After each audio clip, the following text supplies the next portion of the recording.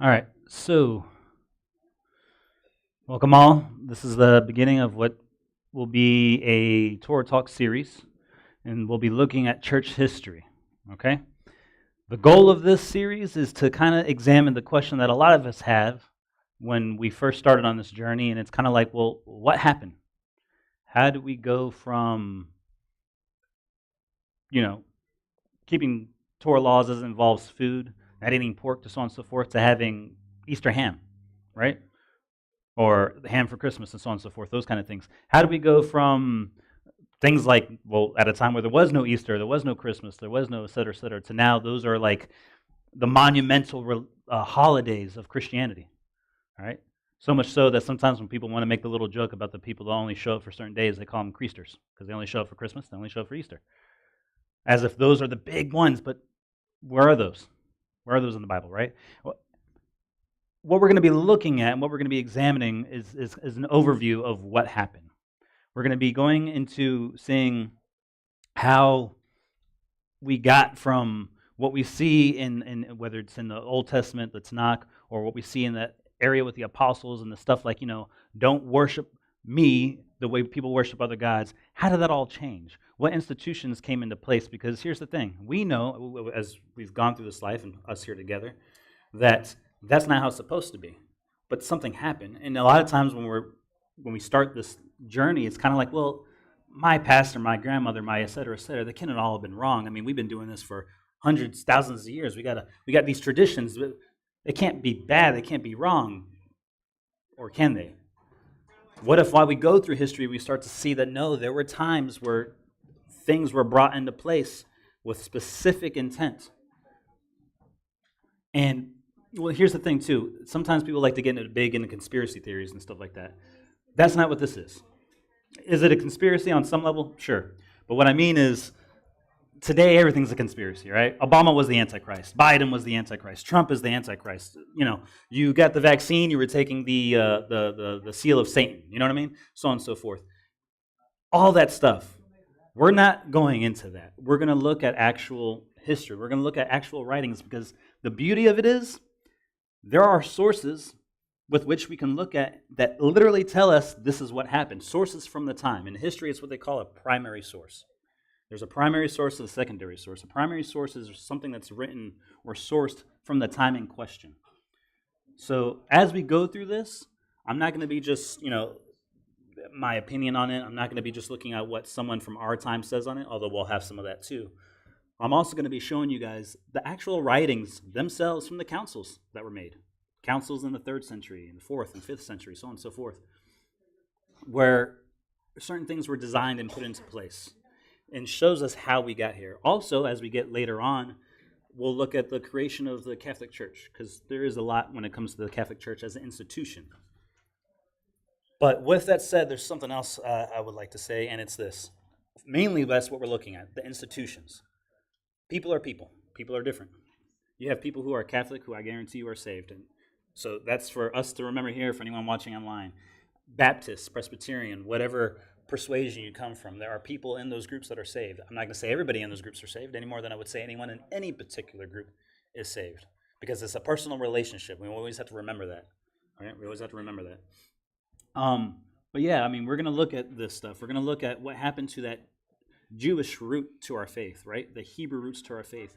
How did we get away from that? How do we get away from, we're about to go celebrate Passover here soon, right? We'll be celebrating Passover. The rest of the church will be having a cool weekend. The weekend after, most of them will be celebrating Easter. Sometimes it's a whole month apart. Again, what happened?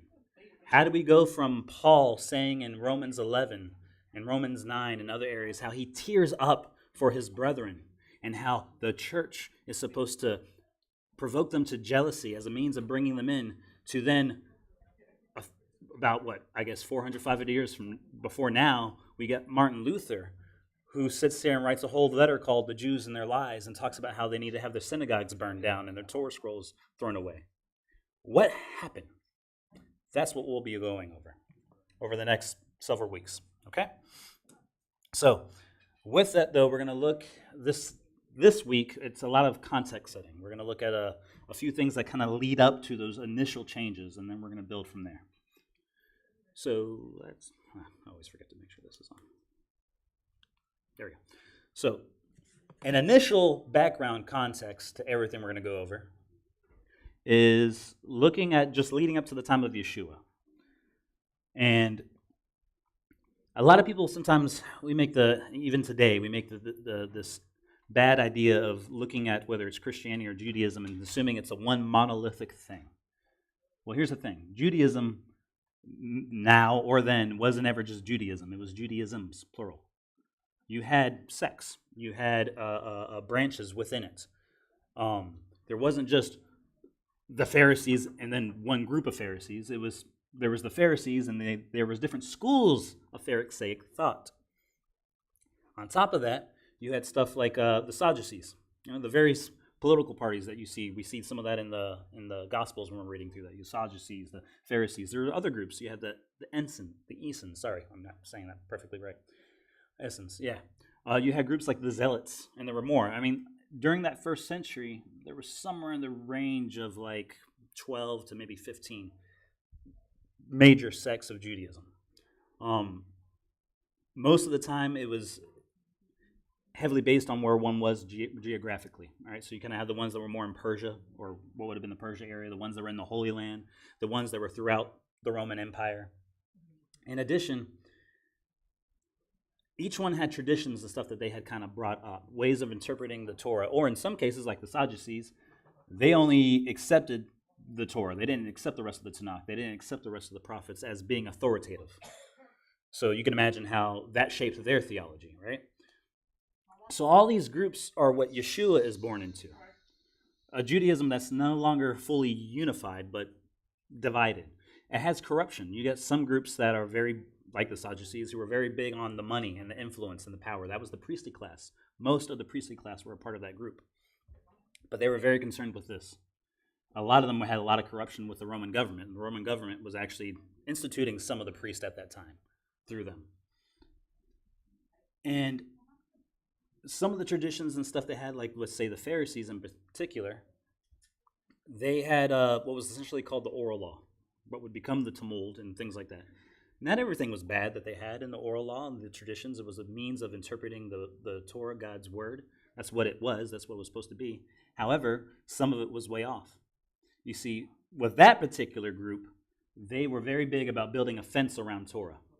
That was the mentality, and they still to this day. And it's very much this idea of, well, here's God's law.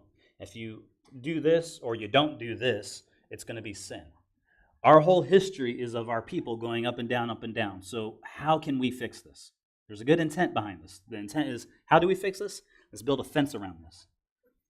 You're not supposed to do A, B, and C? Well, you know what? Just to make sure no one doesn't even get close to doing that, let's put the yardstick all the way over here and make sure people don't even get close by saying, you can't even do all this other stuff.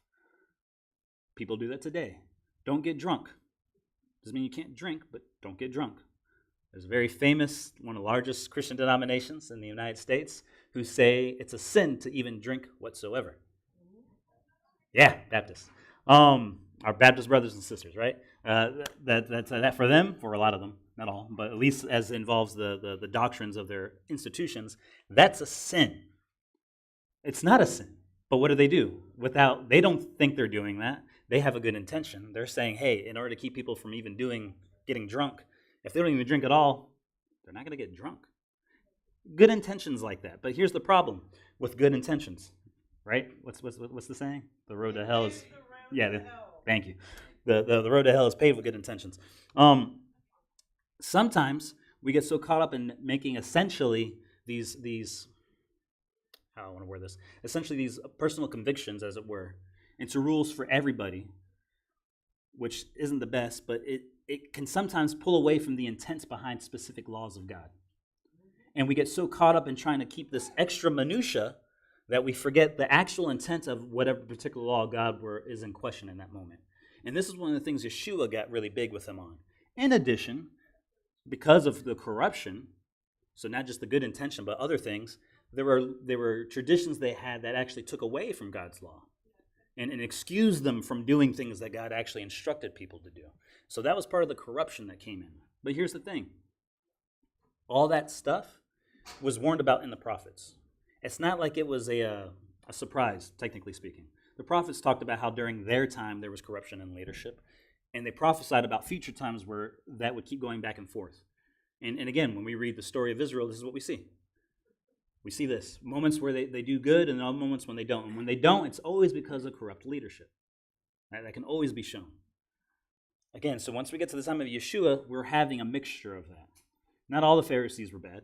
Again, a lot of the things they did, they had their traditions, just like people we know now that would say, hey, no, my great-grandmother who always prayed and did all these great things, she said, this is when we come for worship. This is when we get together, that we can eat this, that, and the other.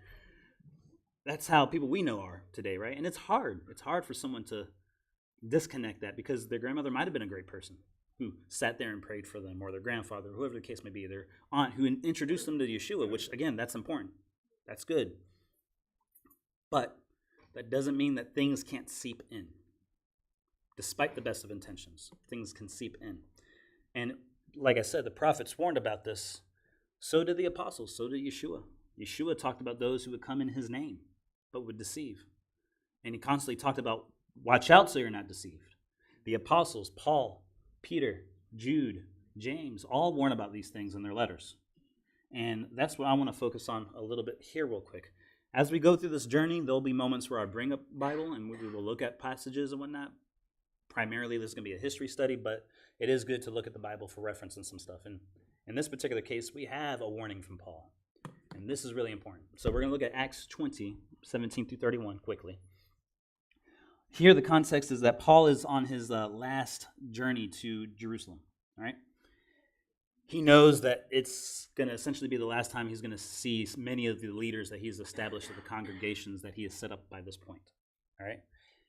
He doesn't know exactly what's going to happen, but he has that sense and feeling. And so here we have that he sends for the leaders from Miletus and from Ephesus and from all the places in between for the leaders to come and meet him while he's going to Jerusalem, because he wants to meet them essentially one last time, face to face, not through a letter. He wants to have a verbal discussion with them. It's essentially his last will and testament in a sense.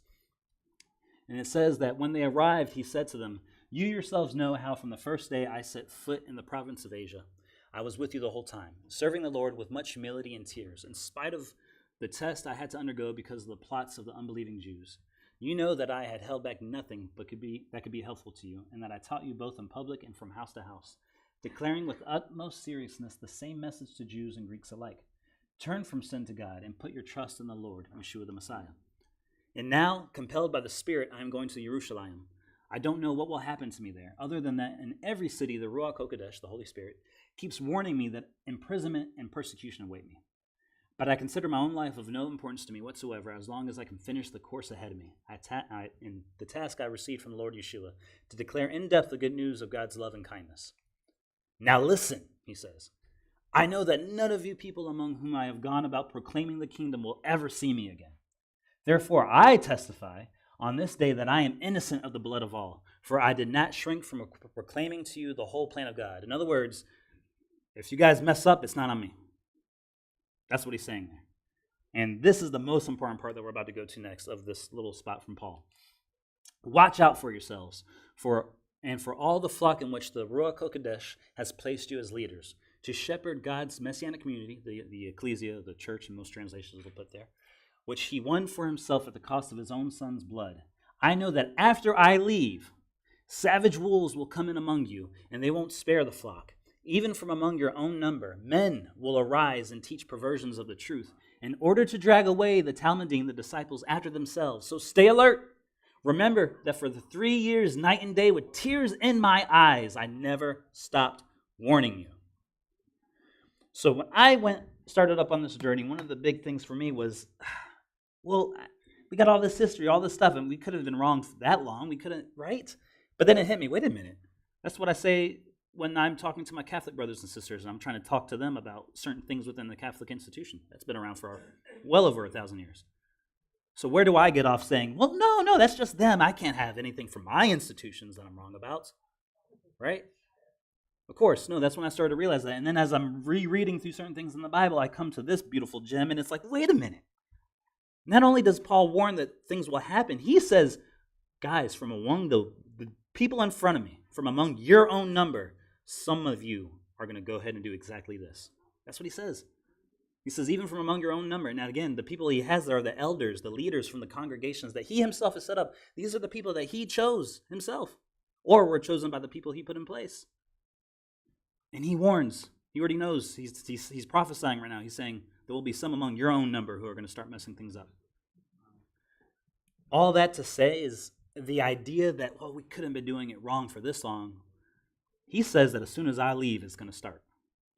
So a lot of what we're going to be looking at is that. We're going to look at what happened. We're going to, based off this warning, and there are many others, I'm not going to go over all of them, but based off this particular warning, we're going to now start to see the journey of what happened. And also to remember that things don't happen in a vacuum. There are reasons, both good and bad, that push certain events, and that's a lot of what we're going to look at today. So, over the next couple of weeks, we're going to be looking at the 1st to 2nd century. Today, we're going to probably end somewhere around 150 AD. And then when we meet again, we're going to have some overlap. We're going to go back a decade or two and kind of look back through. We're going to summarize what we've been going over. But here's a little timeline of some of the main events we're going to look at right now. 70 AD, that's 40 years, give or take, after the death of Yeshua. Yeshua died sometime between 27 to 33 AD. 70 AD is when the temple was destroyed. And this has a massive impact of those who claim the faith of the God of Israel. And when I say it like that, what I mean is both those who did accept Yeshua and those who didn't but claimed the God of Israel regardless. All right? This was going to have a massive impact. And it can't be understated. By 98 to 102 AD, John, the last living apostle, dies.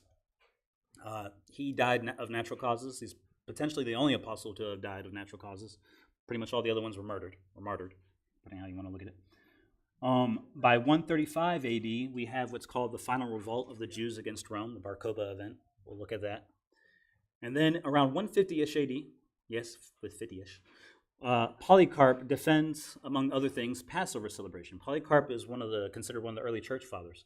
But it's interesting. We have writings from him, and where he's trying to keep us on celebrating Passover on Nisan 14th. While as a particular bishop from the church in Rome didn't. And we're going to be looking at that when we get to it. That will be more next week or the week after. Or not next week, Passover, but the next time we get together. And then we're going to also talk about a man named Marcion. He was essentially the first that, in my research, that I can find who essentially tried to do away completely with the Tanakh, with the Old Testament. And again, we have the writings from the people of that time talking about this stuff, and that's the cool thing about it.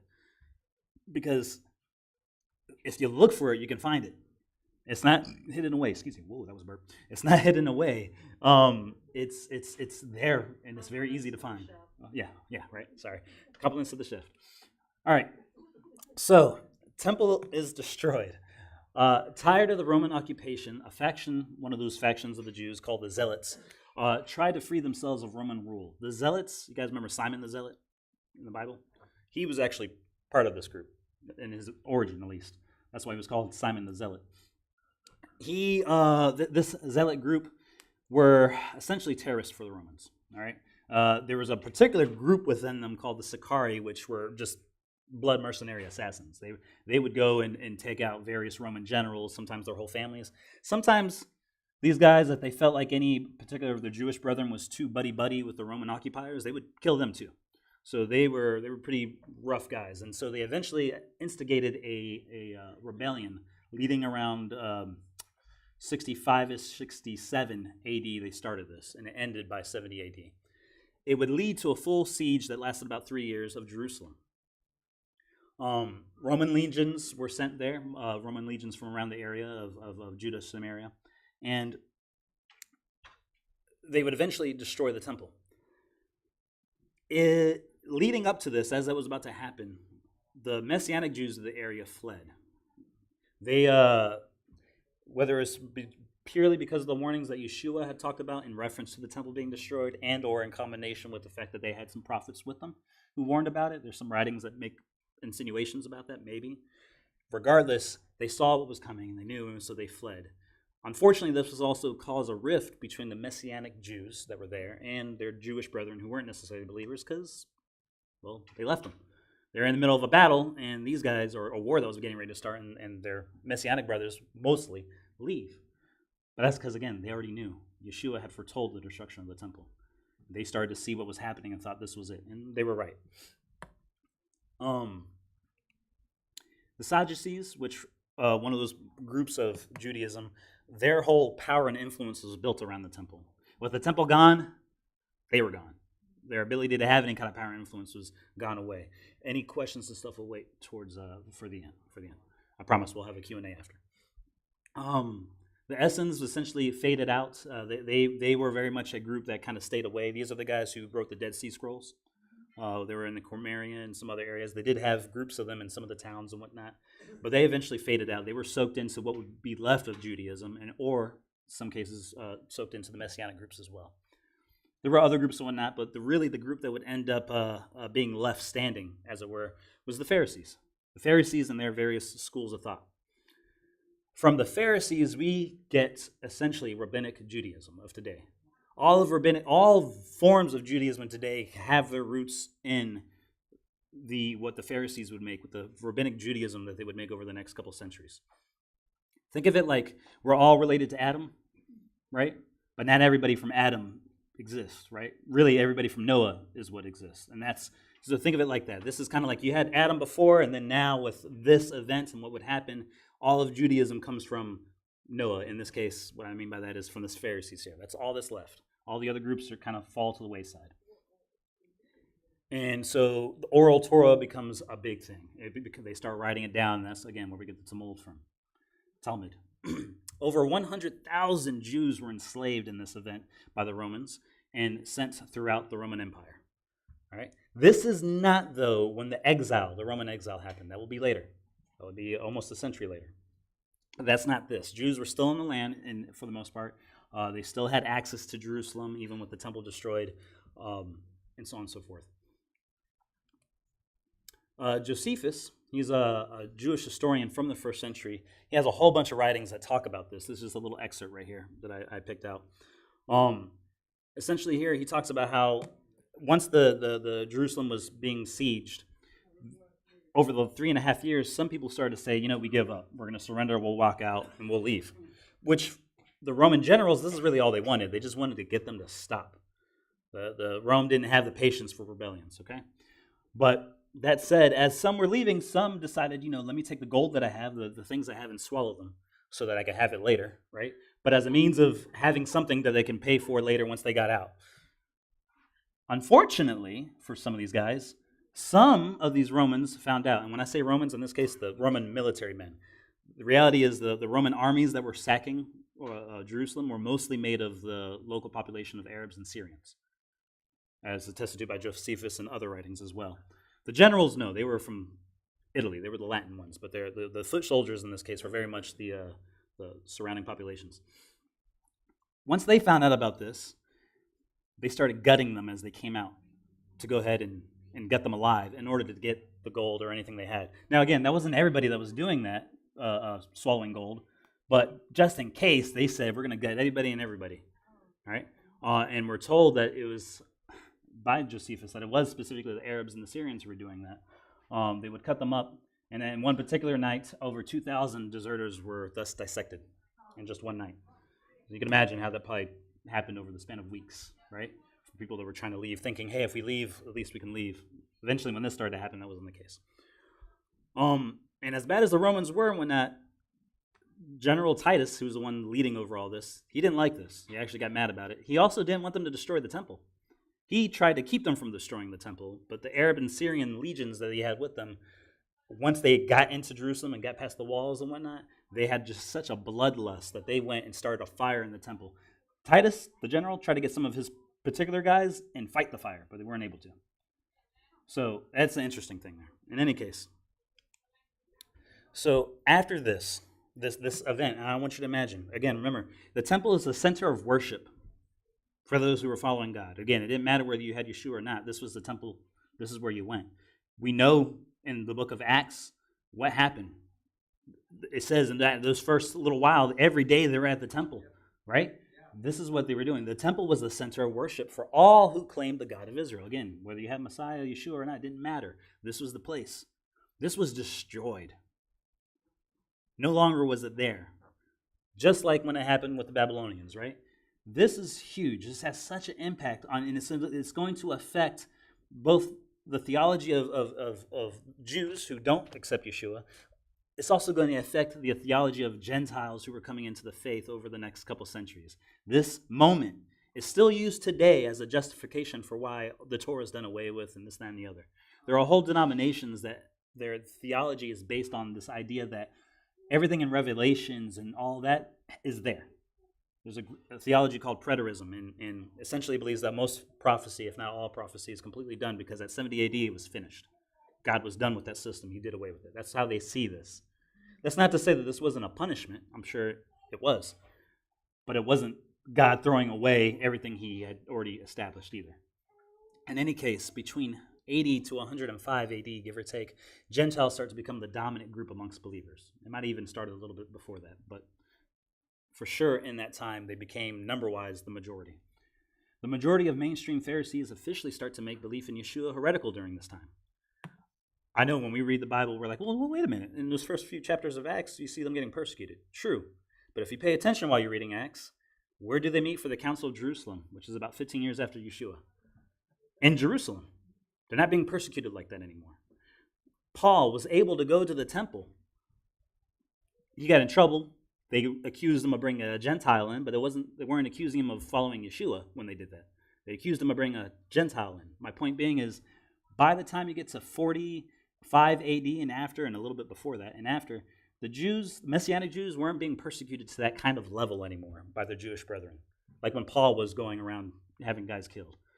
The reality was, just like most other sects of Judaism, they had this going on, but they still saw each other as Jews. It's kind of like when brothers and sisters get in arguments. They beat each other up. They're really mean to one another. They can be very nasty to one another. But as soon as somebody from the outside comes in, all that goes to the wayside. It's like, no, you don't get to, no, I get to slap my little brother around, not you, right? It's kind of how it was. Well, that changes after the temple's destroyed. The Pharisees, now that they have all this power, some of the Pharisees, again, being Messianic, they start to kind of kick those guys out, and they start saying, hey, we're going to make this heretical. Matter of fact, they invented a prayer as part of their liturgy that essentially cursed Yeshua and the followers of Yeshua. They did that as a means of weeding out to those amongst the synagogues who were believers in Yeshua, because that's where a lot of them will still go, the synagogue. This mainly happens in the Holy Land, right? It happens to varying degrees, probably lesser degrees the further out from the Holy Land you go, where there was usually a more liberal in the sense of how they treated outsiders mentality in the synagogues. But in the Holy Land, it was much more, tight.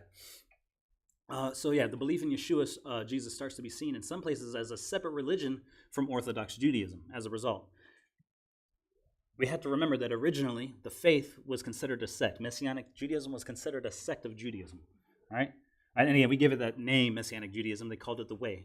Paul, after being arrested in Jerusalem and having to defend himself, this little snippet right here, he essentially says as much when he says, but this I do admit to you, I worship the God of our fathers in accordance with the way, because that's what they called it, which they call a sect. It was a sect, again, a sect of Judaism. I continue to believe everything that accords with the Torah and everything written in the prophets. And I continue to have hope in God, which they too accept, that there will be a resurrection of both the righteous and the unrighteous. I just put that little part in there just again to show, and this would have been around 60 AD, just to show that even at that time, for Paul himself, right, the guy, the apostle to the Gentiles, the ones that a lot of people in the church utilize as, he was trying to make something different. Does it sound like he was making something different? I believe everything that accorded with the prophets, everything that accords with the Torah, this is a way, this is a sect, all right? With the destruction of the temple, anti-Semitism, which was already kind of a thing amongst the Roman Empire in general anyway, anti-Jewishness, grows even more. They were just at war with these people, right? Now you can imagine for any Roman citizen, the Jews are the enemy, or at least were during that time. Imagine also for a Gentile who's coming into the faith, I am coming into the faith of the people that we just destroyed the temple of. I am coming into the faith of the people who we were just bitter enemies of. Heck, maybe you were related to one of those Roman soldiers who were assassinated or killed. You can understand, you can kind of empathize potentially with this beginning of, that's the Jews, even amongst those with potentially in the faith. there's something called a fiscus judicus, which was made. It was a Jew tax, implemented empire-wide, and it was essentially a tax on all Jews. The way they knew you were a Jew was you were doing Jewish things. It's not like they lifted up your skirt to see if you were circumcised, right? Not to mention there was women, so, how do you know someone's a Jew? What do Jews do? They meet at the synagogues. When? Especially Shabbat, the feast, so on and so forth, these things that they keep. I want you to also think, for Gentiles coming in the faith who already have to deal with some level of persecution from their pagan neighbors, now there's an institutional persecution coming on to things that if you get involved with, you're going to fall under that. This is just the beginning of that kind of stuff. And the picture I'm trying to paint here is that there's pressure about being related to anything Jewish. Okay? That starts to happen after 70 AD, big time. So this is interesting because John wrote this letter sometime around 90 AD, in that range. I give credit to Andrew for this because he brought it up to me. I mean, it's one of those things where, again, you read the Bible, there's certain things you read, but it just, for whatever reason, until somebody else makes a mention of it, you don't see it. Brother over here brought this up to me and was like, hey, look at... Huh? Okay, all right. And he got that from a Messianic pastor named Pastor Mark. Sorry. 3 John. This is the third letter of John. It's really small. It's only barely a chapter. John talks about this man, Diotrephes, who was a Gentile. We know it because Diotrephes, the name means a servant of Zeus or something along those lines. There's no Jews with those kind of names. Just throwing that out there. He essentially excommunicated him. He excommunicated him from the congregation. Let me use this version, probably a little easier to read. John says that I wrote something to the church, but Diotrephes, who loves to be first among them, does not accept what we say. For this reason, if I come, I will call attention to his deeds, which he does, unjustly accusing us with wicked words. And not satisfied with this, he himself does not receive the brethren either. And he forbids those who desire to do so and puts them out of the church. So we got this guy who has the audacity to essentially say John the Apostle isn't a good teacher. Kicks him out of the congregation and wants to kick out people who want to side with John. I point to this just to say by 90-something AD, we have a leader in a congregation who still, with a living apostle, has, again, the audacity to do that. This is what's happening. What did Paul warn about? And what Paul warned about was 4 decades before this. So, wow. It's there. The things are happening. There's a separation that's beginning to grow.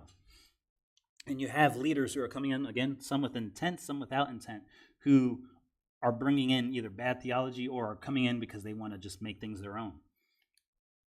So we have the split in the road. In the aftermath of the temple being destroyed, 2 major branches appear. You have what essentially will become Rabbinic Judaism, all right, which is essentially almost 100% made of those who didn't accept Yeshua. And then we have what would eventually be called Christianity, okay? Each of these would segment a little bit over the years. Judaism today, Rabbinic Judaism today, has at least 20 to 30 some odd, if you can say denominations, forms of it. Yeah, wow. Well, how many do you think Christianity has? The official number is somewhere over 40,000. Even if I were to go really conservative, I probably couldn't go much less than 25,000. But the point being is, again, what happened? What happened? But this is that split. This is the beginning of that split, specifically over the issue of, well, as it involves Rabbinic Judaism, Yeshua, but as it involves what would become Christianity, doing anything Jewish. So, when we get to around 137 AD, there's a final revolt of the Jews. And the reason for this was because Hadrian, the then emperor of Rome, wanted to build a temple to Jupiter. Where? In Jerusalem. On the ashes, essentially, of where the Temple Mount was. So you can imagine, for many of the Jews, Messianic and not, how in the Holy Land, how this made them feel. They were not about to allow one, just any occupier, but the Romans, who they've already been having so many issues with, to now further humiliate them and a slap across the face with building a pagan temple there. Whether, again, followers Yeshua or not, they weren't about to allow this to happen. So a rebellion starts. Eventually, it gets the name of the Bar Kokhba Rebellion. And the reason for that is because along the lines of this, after a lot of wins and whatnot, this man, Bar Kokhba, was eventually called the Messiah. All right? And, well, it was by some of these rabbis, and again, probably with some of the best of intentions. They saw what he was doing, and they thought, hey, maybe this is the guy. We can finally get out of Roman occupation. What did they want from Yeshua as well? They were hoping for someone who was going to take them out of the physical oppression they were going through. Unfortunately, by doing this, what happens? What do you think happens for the Messianic Jews, who were all with them on this, who now are going to be told we're under this new leader, and he's the Messiah? The Messianic Jews dropped out. They left. They weren't going to be a part of this. War had already started. These are your brothers you're fighting next to, and now they're leaving. We know for good reason. But again, I'm trying to put you in the shoes of the moment of the people on both sides, because you got one side that's like, wait a minute, you're going to leave us now while we're in the middle of this battle? Wait, that guy that a few decades back we kind of had this whole thing about making prayers to go against, because the temple was destroyed because of this guy, because that's how a lot of them looked at it. Funny enough, yeah. A lot of those Jews who didn't accept Yeshua, for a lot of them, it's like, why was the temple destroyed? Because we got this movement that started to grow amongst us, following the so-called Messiah, and then the temple's destroyed. Meanwhile, the other Messianic Jews are like, no, that's not why. It's for this other reason. Well, the Messianic Jews who were fighting alongside the brothers and sisters could no longer, not with the false Messiah at the helm. So once more, the bulk of Judean Jews in particular felt betrayed by their Messianic brethren. Before I get to that part. Actually, yeah, no, that's fine. We'll go here. Gibbon Edwards, or Edward Gibbons, he's considered like the father of modern Roman history, like the idea of like a modern historian looking into all of Roman history and whatnot. He's got volumes upon volumes upon volumes of books and writings on Roman history. From this little excerpt here, I got some notes here, and I'm going to read a small portion of it as well. He talks about the fact that there were 15 Jewish bishops from the moment, starting with James. And this is documented in Catholic writings as well as church historians from the time, like from the 2nd and 3rd century, like Eusebius and Socrates and some others. There were 15 bishops, a line of 15 bishops that start with James in Jerusalem up until this rebellion, essentially. They were Jewish. They were this was the center. Again, this is essentially before Rome would end up becoming the highlight. That was the center. The first council was where? Not in Antioch, not in Rome, not in Alexandria. It was in Jerusalem. That's where they went to meet with James, the leader of the movement. Leading up to this, we have about 15 of them that end up coming and going. At 70 AD, with the destruction of the temple, the bulk of this congregation moved out to a place called Pella. It's in Syria. And that's where they stayed. And they would still go to Jerusalem, usually during the feast times, even though the temple wasn't there. But it was the city. It was the place you still went. There was a pilgrimage that they did. Well, after Hadrian comes into place, Hadrian ends up putting a bunch of new anti-Mosaic, anti-Jewish laws. There's a taxes implemented. Synagogues are shut down. Keeping the Sabbath in the Holy Land is made illegal. So on and so forth. Things like that happen as a result of this rebellion in Hadrian, and when they just destroy Israel with this. So, as a result, a Latin leader ends up taking leadership of this congregation, a Latin leader, a Gentile. And here's where we're going to read a little bit about that. And then after this, we'll stop. The first 15 bishops of Jerusalem were all circumcised Jews, and the congregation over which they presided united the law of Moses with the doctrine of Christ. It was natural that the primitive tradition of a church, which was founded only 40 days after the death of Christ and was governed almost as many years under the immediate inspection of his apostles, should be received as the standard of orthodoxy. The distant churches very frequently appealed to the authority of the venerable parent and relieved her distress by a liberal contribution of alms. The Nazarenes, as these were called, retired from the ruins of Jerusalem to a little town of Pella beyond the Jordan, where the ancient church languished about 60 years in solitude and obscurity. They still enjoyed comfort of making frequent and devout visits to the holy city, and the hope of being one day restored to those seats which both nature and religion taught them to love as well as to revere. But at length, under the reign of Hadrian, the desperate fanaticism of Jews filled up the measure of their calamities, and the Romans, exasperated by the repeated rebellions, exercised the rights of victory with unusual vigor. And again, this is in reference to just everything, all the policies Hadrian would do afterwards, kicking the Jews out of the Holy Land. They weren't allowed to go to Jerusalem anymore. This is when the Roman exile starts. The emperor founded under the name of Aelia Capitolina, Jerusalem, he renamed Jerusalem to that, a new city on Mount Zion, to which he gave the privileges of a colony, and denouncing the severest penalties against any of the Jewish people who would dare approach its precincts. He fixed a vigilant garrison of a Roman cohort to enforce the execution of his orders.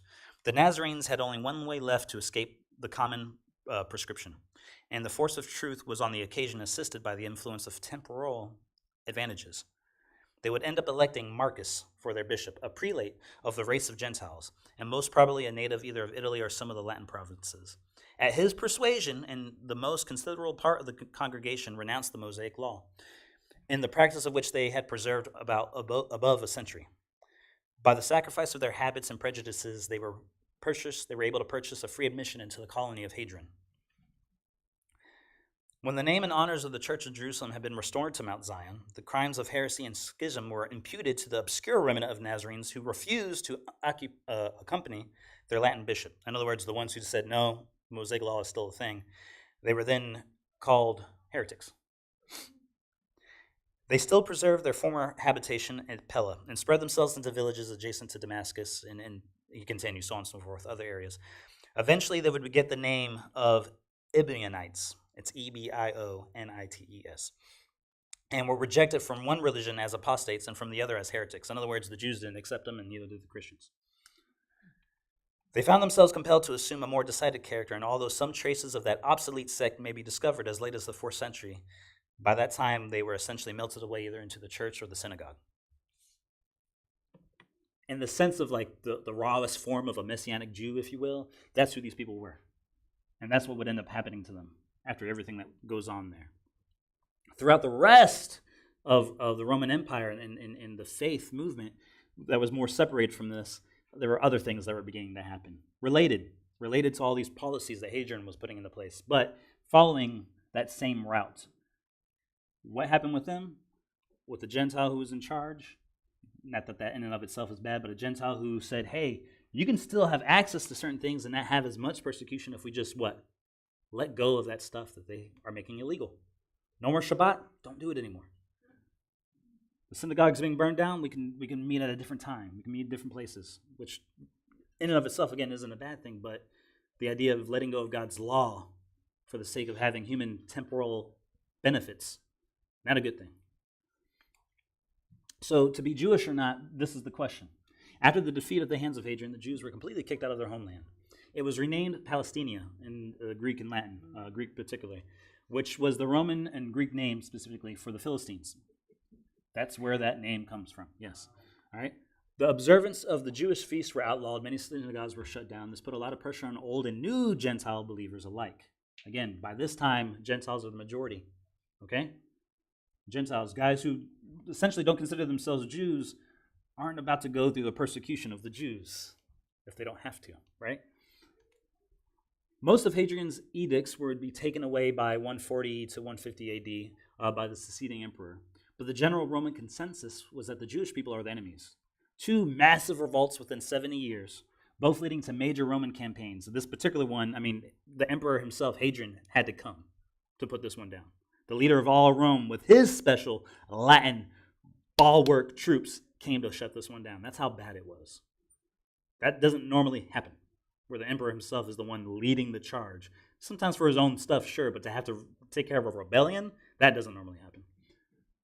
So to be associated in any way with the people, the Jewish people, wasn't, and everything that comes with that, wasn't exactly popular.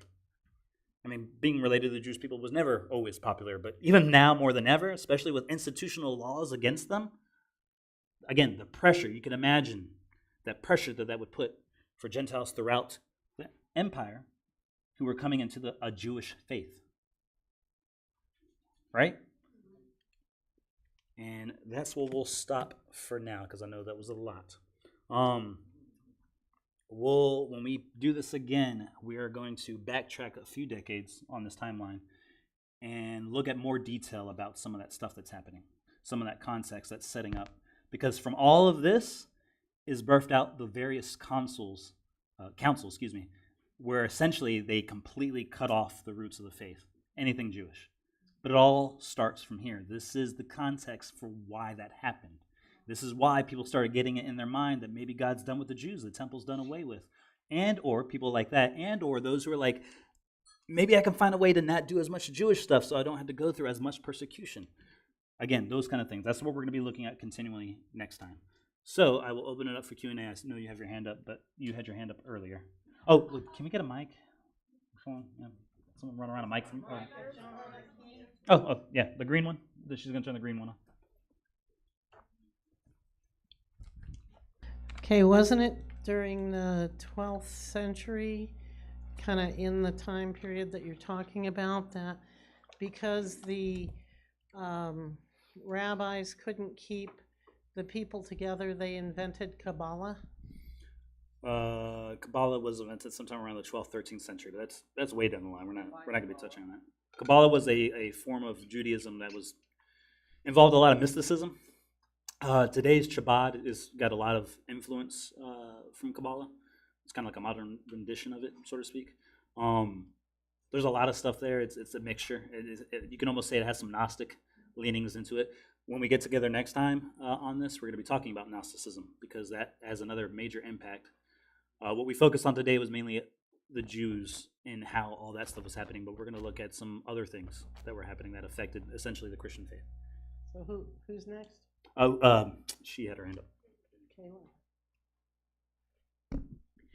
Kayla. The last thing you said, is it like putting the cart before the horse because you have all these cultural things happening, regional things happening, like physical things happening, and then you outlaw kind of Jewishness in the church in order for fear of like retaliation, and then development of theology that backs up what's already happening kind of in fear of like retaliation. Like the theology is kind of, we're picking to see things that would support our already established belief. Yeah, there's a little bit of that in there. And again, when we get together next time, when we look at Gnosticism in particular, we're going to see how amongst Gentiles, as they became the dominant group, they just like anybody who comes to faith, your background experiences influence how you understand things, especially if you come from another religion, all right? So, I mean, today, if you have an atheist that comes in, maybe it's a little bit more of a blank slate on a level. But if you got somebody who's Hindu or somebody who's coming in from Islam or so on and so forth, you had a faith you were in, and it had a worldview that came with it. And now you're coming into another faith which is more or less alien to that worldview. How much is going to change? How easy is it for that to change? Again, intentionally and unintentionally. And for a lot of them, I would say unintentionally. You're bringing that baggage with you. That's over the next couple weeks, that's a big part of what we're going to focus on, because one of the things that for me was big when I went on this journey was there are so many different specific doctrines that are unique to certain groups or certain times within Christian history. Where did these come from? And so for me, a big part of it was I wanted to look to see where can I find the roots of various certain doctrines, be it stuff like predestination, Calvinism. That has a Gnostic origin in Greek philosophy. That isn't a Jewish thing. It's not a Christian thing. That comes from outside of that. And there were specific people from those groups that brought that in. We're going to look at that. That will probably be on the third or fourth week. But yeah.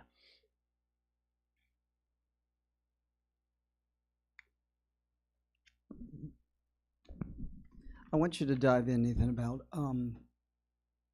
and go into how pivotal it was that the temple was destroyed, because if we still had a temple today, we potentially could be doing a Nazirite vow. You could be doing free will offerings, peace offerings. You could be doing different things that would be associated with the temple. The Torah would be much more active in stuff for the priests, stuff for the, and how, if you can explain in the book of Acts, they were going to the temple. They were still, I mean, you couldn't tell the difference except, I received Yeshua, and I know that he's can ultimately pay for my sin offering, but I have to walk to the door. I mean, I'm still going to the temple. Can you flesh that out a little bit? So Because there seems to be now, it died out when the temple was done, and now there was always a remnant, wasn't there? Throughout the ages, but it's not that visible. I mean, there seems to be no placeholder, and now we're rediscovering our roots. Well, again, yeah, like I was saying, I mean, with the destruction of the temple, again, this was the heart of the faith. In the same way, and we're going to be looking, matter of fact, I think it's at the end of next week, possibly, depending on time, maybe going into the third one, or the next time we get together, or the third time we get together. We're going to look at an excerpt from 1 Kings, chapter 12, where we go over the split of northern and southern Israel. Right, so you got the kingdom of Judah in the south and the northern kingdom of Israel. But we're going to look specifically at what Rehoboam, and was it Rehoboam or Jeroboam? Thank you. Jeroboam, the leader of the northern kingdom, what he did as a means of separating the faith, because it's nothing new under the sun. All right, and what we're going to realize as we go through this, especially over the next couple of weeks, is it's the same thing in principle happening, but just with different people. All news is old news. It's just happening to new people is all it is. And so we're going to be looking at that, because essentially with the temple being destroyed, again, that center of the faith, the place where people could come and there's discussions, there's stuff, the things, all that would happen with that, but it's centered around the temple of God, which by definition is something Jewish. With that gone, they're driven underground, and with all the policies and stuff that would happen, where do you go for that? Again, they were meeting at the synagogues, but like I said, and a lot of the synagogues were kicking these people out. All right? The Messianic synagogues, the ones that were mostly that, they still have these things going on, but then what happens when you get the laws that come out? And you can't keep Shabbat, or the taxes. You see what I'm saying? Like, all that stuff socially has an impact. And again, today we were focusing on that aspect, that institutional aspect, and we're going to come back to that again later, but next time we get together, we're going to look at more of the theological aspect and the various theological concepts that were being brought in that were foreign to the Bible, and how that also had an impact. Because really, it's both these two things together that solidified this destruction of our roots of the faith. And then eventually, it's sad. I guarantee you, probably around week 5 or 6, there are going to be times where I would even suggest bringing some tissues, because when we're looking at the history, we're going to have some parts where, especially when we get to the Inquisition and stuff like that, there are some parts that are just, I'm telling you, it hurts. There were nights where when I was studying this stuff back in the day, and I would be up until 2 or 3 in the morning reading, I would just find myself bawling. Because yet, again, it's like, this history is there. I'm finding historians, church historians who talk about it. I'm finding the primary sources, secondary sources. It's not like it's unknown. I don't have to go really hard to find it. It's there.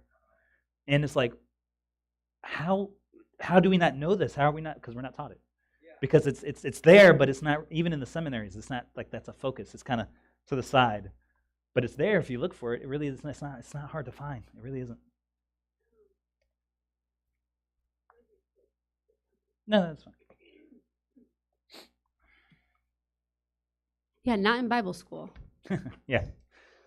In seminary and church history, like, Yeah. Like I have a textbook. There's not Jewish, what you would call, we call Messianic, but we don't have that history, like in what I was learning. It's not there. Or it wasn't, if it's there, it definitely wasn't clear. Mm-hmm.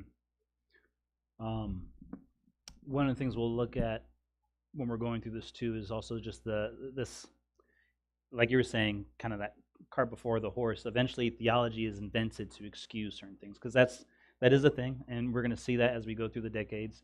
Certain things come into practice, and then eventually they solidify themselves on a kind of theology, something more official, as a means of defending that. It still happens today. How many of us know people who say Shabbat could be whatever day you want it to be? Right? We know a lot of people like that. I kid you not. You won't find a document or writing from any leader or institution before 1900, probably before 1940, but just to be safe, I'll say before 1900, that even says that that's a real thing. We still had Sunday laws in most places here in America, all right, during that time. Why? Because they believed that Shabbat was Sunday. They were wrong on that, but they believed that. And the idea that it could be any other day was almost anathema to pretty much any church you would go to. But in the last literally 100 years, that has come about. Oh, it could be any day. It could be any day. And then after that, then we started coming up with theology to defend the idea that it could be any day. You get what I'm saying? Stuff like that. Yeah, yeah. You can rest with Jesus in your heart any day. Yeah, it's basically ancient cancel culture. I mean, Yeah. they do everything to cancel the culture. Even Ain't- when the Muslims came along, what they did is they built the mosque on the place they thought that the temple was built on. Mhm. So, Yeah. They were off by a little bit, but yeah. Yeah. Yeah. about 1,600 yards. Yeah, yeah, yeah. He said, yeah, ancient cancel culture, essentially. Yeah, yeah. Well, I've been there to that Al-Aqsa Mosque and the platform rock where the temple was built, and there are demonic faces in the marble. It's very clear. It's not something where you have to do Yeah.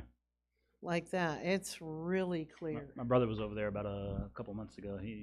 I got to do a little live stream with him while he was in some of the areas, and he also did some video of the Temple Mount.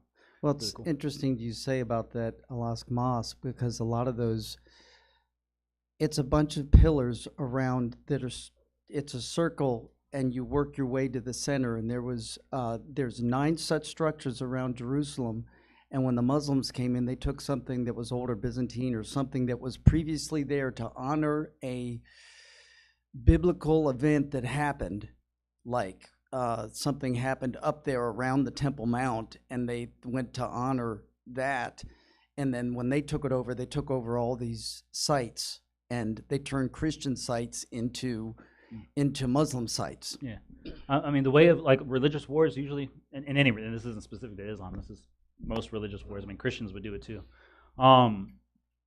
When you took over your enemy's area, their religious sites, you took them over and you built your thing on it. It was always a way of showing that your god or goddess or whatever was more powerful. And it was just how that worked. Oh. Yeah, especially in Spain, where at one point the Muslims conquered, you can still see it in like the architecture, the that signature style, so to speak. Mm-hmm. Yeah. Mike for Andrew. Who's Mike? Huh? Thank you.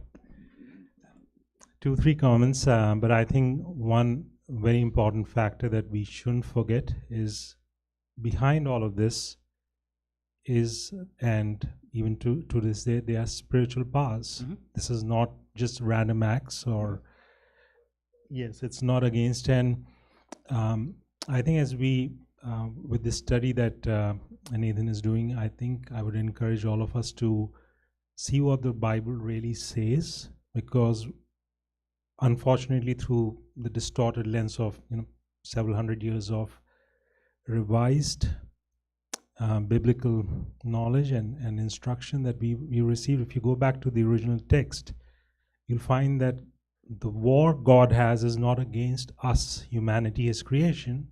It's against those spiritual powers. And that's what Yeshua came to do on the cross, to disarm them and set us free from those things. Mm-hmm. And that's the reason you have a mosque sitting there, basically an abomination, where it shouldn't be. I mean, it shouldn't be anywhere in Israel or Jerusalem, and there are a bunch of such sites. So there's a huge spiritual reason behind all this.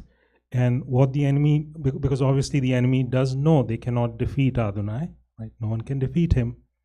But there's a reason behind this, and as I'm hoping in this study that more important spiritual aspect will come to the front that we all should be praying about, because I think the time is drawing to a close, perhaps in our lifetime.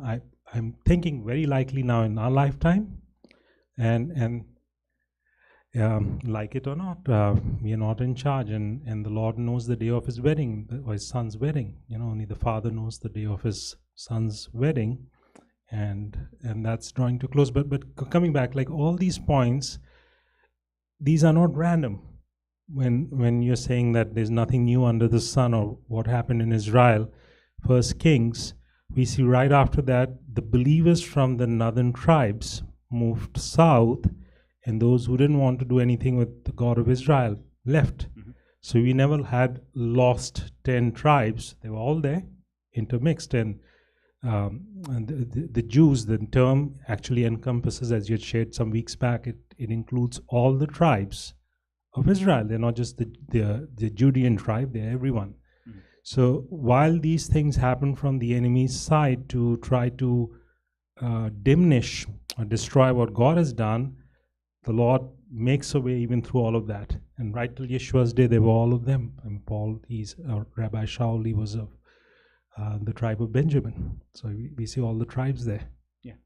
And to what your the other thing you made a mention of, like I said, is primarily a history study. There'll be moments where I definitely pause and have us look at biblical passages again, like I'll be doing next week with the First Kings.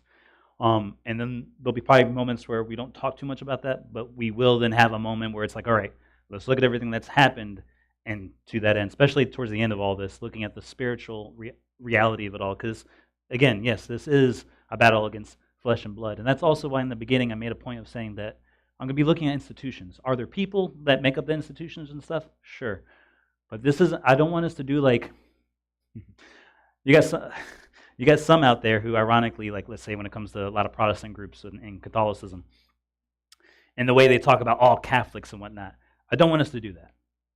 All right, the institutions and stuff, there's a lot of that. There's corruption there and whatnot, but there's also, just because someone's a Catholic doesn't mean they even necessarily agree with all that. They might just be ignorant to it. All right, in the same way that some of our Baptist brethren, ironically, even though they're talking about that, they're going to be ignorant to stuff like I said, whether it's the drunkenness thing or God's laws involve Shabbat and so on and so forth. And so that's a big thing, because our battle is not against flesh and blood, as he said. But we definitely want to see how that spirituality has bled into the various institutions. Because just like God works through people, Satan works through people, right?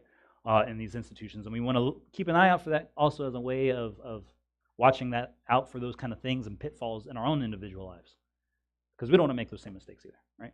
So I know they're going to be starting up the practice here soon. So if anybody has any other questions or anything or comments, you want to talk to me afterwards, that's fine. Quick recap, because I think I missed that. That Judah absorbed some of the other Israel's tribes. Yeah. So when? yeah. After when the kingdom split, there Yes. were groups from the 10 tribes who came down into Judah because of what was happening with the faith stuff, and we'll Okay. talk about that more. Oh, you next will time. talk about Yeah, it. yeah. Okay. Yeah. Cool. Next week or the next time we get together, or the third time we get together, 'Cause one of those two. I'm we're gonna reading dig on that. Kings, First and Second Kings right now, and That's where that that's happens. from. Yeah. That's from like, when does that happen? When you read the Gospels, if you pay attention, there are people who are mentioned where that they're Chronicles. from tribe of Okay. Asher, the tribe of Dan, so on and so Got forth. it. But those are from the Gotcha. north. Yeah. So yeah, I mean, yeah. so there were people who came. Okay. So was it the majority of them? No, but No. and we'll talk about that though. Okay. Cool. Yeah. So Right. I think everybody knows how friendly I am. And in fact, when I was a very little kid, my mom couldn't beat it out of me. And she tried. Anyhow, I was in front of a couple of Muslim men when I was in college. And I didn't know either of them. And I was asking them where they were from and all this. And one spoke pretty good English and the other one barely any. And his friend was basically translating for him. And when I asked him where he's from, he said, Philistinia. And I heard Philistine. And I questioned him about it. And his friend berated him and chided him. I could tell what was going on. And he's looking with big eyes at him and then at me and him and then at me. I had the answer I needed.